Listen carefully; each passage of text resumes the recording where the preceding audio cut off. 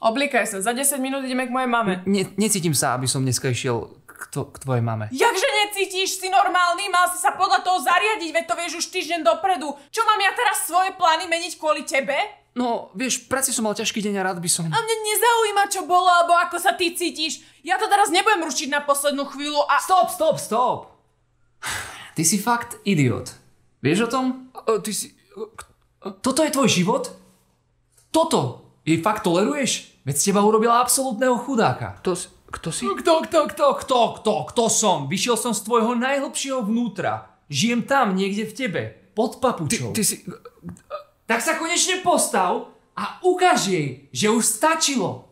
Kto je tu pánom domu? Ty alebo ona? Tak ak ti na budúce týmto prstom bude mieriť do ksichtu, tak jej povedz, nech si ho strčí do zadku. Pochopil si to? Tak, čo si teda, Patrik? Si chlap? Alebo si len rohoška, do ktorej si kedykoľvek utrie nohy? Chlap. Som chlap. Pripravený? OK. Let the fun begin. A keď sme boli dohodnutí, tak to platí. Rozumel si? Víš čo? Stačí. Mám toho dosť. Strč si ten svoj zasraný prst do ryti a...